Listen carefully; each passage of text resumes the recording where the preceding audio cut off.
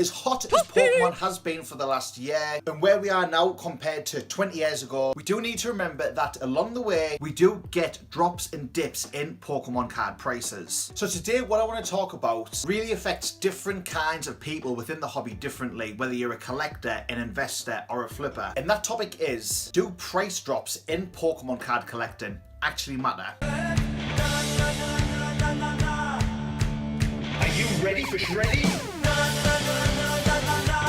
What's up, Shredheads? Welcome back to another episode of the Pokemon Card Classic with Shreddy. Now, I know what you might be thinking, I'm a collector, so it doesn't matter if the cards go down. I only buy the things I like. I only buy the things that I want in my collection. So the price drops, the prices are irrelevant to me. And to a certain extent, I would completely agree with that. And that is something that I say quite a lot on this channel. However, the topic of price dips and price retraces and price drops within the hobby do affect different segments of buyers, different segments of collectors very differently. And even if you are a collector through and through and you don't really have any interest in the financial gain of the hobby, there is a reason or a time where a price drop may affect you both for the positive and for the negative, depending on life circumstances.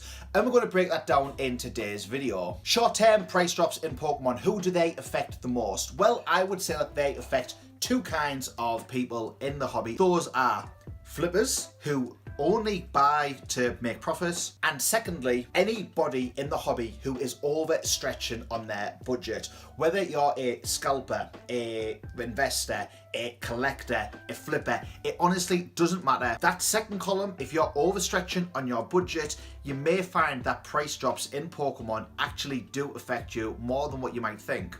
Now, why would that be? Well, this is going to be a very, you might think, a far-fetched example, but let's say that, you know, coronavirus hit in 2020, and even though the Pokemon market soared, a lot of people found themselves on financial difficulties and looking, you know, out of work, on reduced hours, earning less income.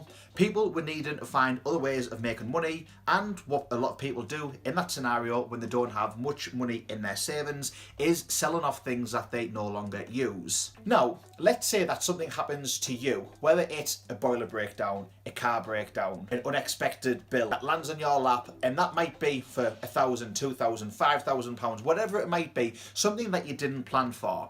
If you have been overstretching and overspending on Pokemon card collecting, Pokemon card flipping, Pokemon card investing, it doesn't matter. If you are overstretching what your budget would allow to buy Pokemon cards with, and then you find yourself in a position where you need a lump sum of cash very quickly, one of the things that you're probably going to look at selling is your Pokemon cards.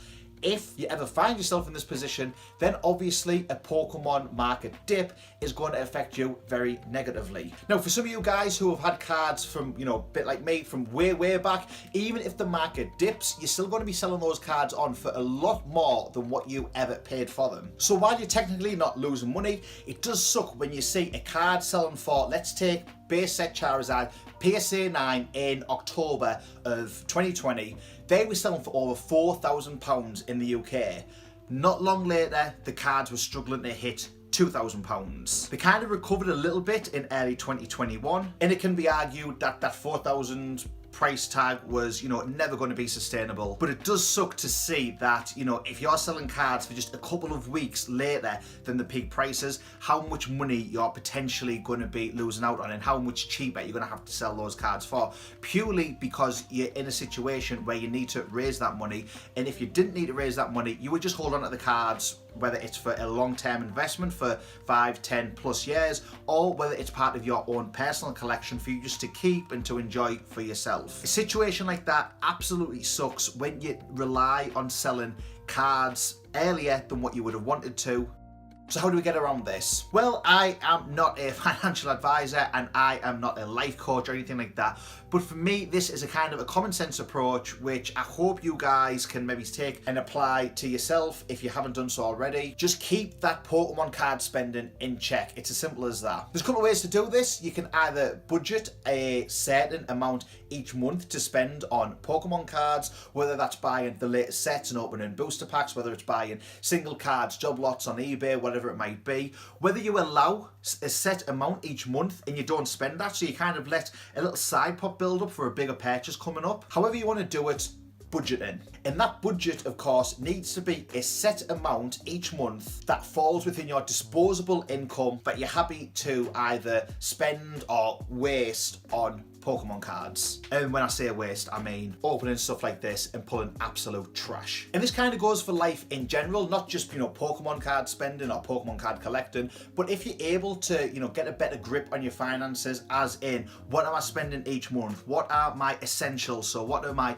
bills, food, rent, mortgage, things like that? What are your outgoings every single month? What am I left with in terms of disposable income? By budgeting this way and then setting a set amount of that disposable income towards your hobby, so in this case Pokemon card collecting, it's going to allow you to have a little bit in savings every single month for those emergency boiler breakdowns or car repair bills, meaning you don't have to sell the things that you really want to keep hold of. Now this applies to collectors and investors. So most people investing in Pokemon, or most people that I've spoke to, are collecting and investing for the long term, not to buy something in 2020 and then be selling it in like January, February 2021. Long-term investors are kind of looking at this for a 5+ year period. So imagine if that is your mindset, whether you're buying in at an all-time high kind of right now is almost irrelevant when it comes to what the prices are going to be in 10, 15, 20 years time, or at least what we speculate and believe prices could go to. Now, what do I mean by this?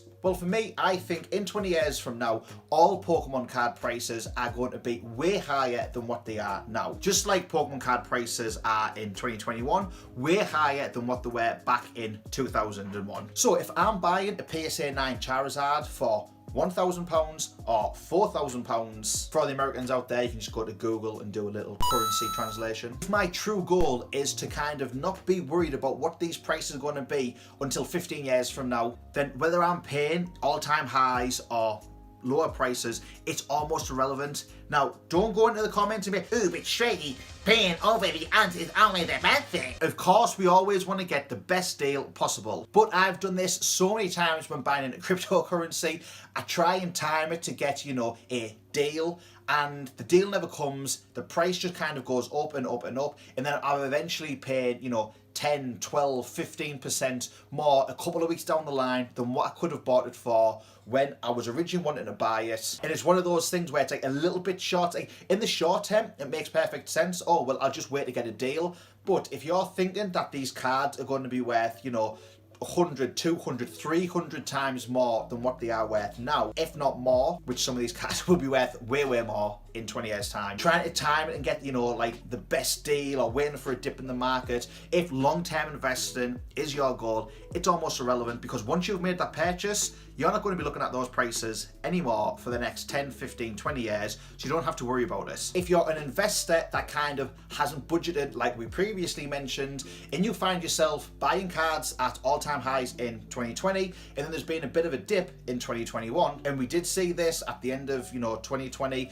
in that October, November, December period, the card prices were dropping quite considerably compared to what they were, towards, that summer, September time. If you've kind of overstretched and over-invested, then again, you're going to be in a position where you've got to kind of raise some capital, and you're going to be selling cards potentially at a loss, which is never ever a good thing. So if you can get your budgeting and spending in check, then you literally, in my opinion, have no problem whatsoever, or no concerns whatsoever when it comes to fluctuations in the marketplace. If you're a collector who genuinely loves the hobby and wants these items for themselves, then even better, because once you've bought that item, or once you've got that in your binder, or once you've got that slab in your collection, the price is almost irrelevant after that, because you've got the card that you want, you're moving on to the next thing. You don't need to look at those prices anymore. Now, where dips in the market really hurt people is when it comes to flippers. If you're in the hobby, just buying and selling to make money, and you're buying cards when the market is super hot and you're flipping them really quickly, so you're buying more cards and the price is going up and up each time, but you're making money every time, so you keep buying and you keep buying, you keep selling, using that money, you're buying more.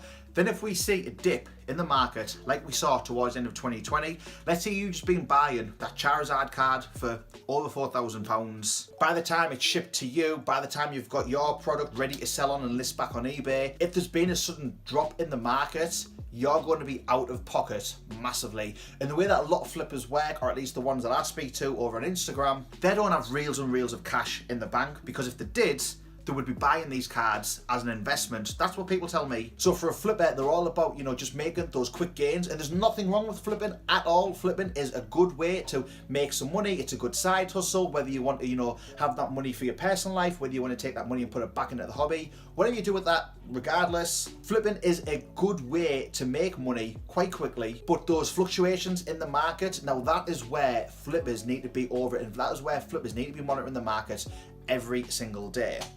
So if you're currently not flipping Pokemon, but you are thinking about how to make some money in Pokemon, and if flipping's the right thing to do, and long-term investment is just, you know, too far if you want that money right now, it's just something to be mindful of, that before you jump in and you start spending too much money on cards, just make sure that you're staying up to date with what prices are, what's going on in the marketplace, so you don't end up getting burned. No matter what though, whether you're a collector, an investor, a flipper, what I would recommend to get the most out of this hobby, whether it's for fun or whether it's for financial gain, set yourself some goals. For investors, that could be reevaluating the prices at, you know, 2030, 2035, 2025, seeing where the prices are, having a rough idea in mind of what you expect, you know, those percentage gains to be, or what you would like to get back from that. Maybe for a collector, it's focusing on collecting a specific set or having certain cards in mind that you want to get. For a flipper, kind of narrow your game down to a handful of cards that you know the prices of inside out of, and kind of set yourself a goal for every kind of product you want to get. You want to have X% return on that. Just by setting some small, simple goals, it really will help you navigate anytime there's a downturn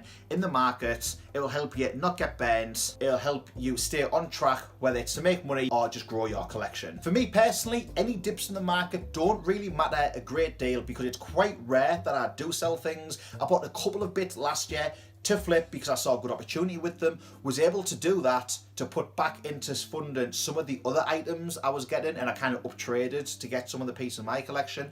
But a lot of the things that I've bought are for my own collection or for long-term investments. So a dip in the market right now only really affects me in the sense of I look at it and think, I could have maybe bought X and Y if the prices were there. Or what I'll sometimes do if I see a dip in the market is actually buy more of some of those cards that I really want for myself, or those cards that I see as a good long-term investment opportunity. So a dip in that sense is actually a good thing, because if you have the money there in savings, always buy the dip. But guys, let me know what you think down in the comments below. If you're looking on how you can grow your collection for cheap and on a budget, then check the video that's going to be on screen somewhere now. If you've enjoyed this video and made it this far, then mega punch that thumbs up button, hit the subscribe button to see more of these kind of videos. It only takes 2 seconds to do, but massively helps the channel out. And until next time, remember that collecting ain't no gimmick, it's a lifestyle.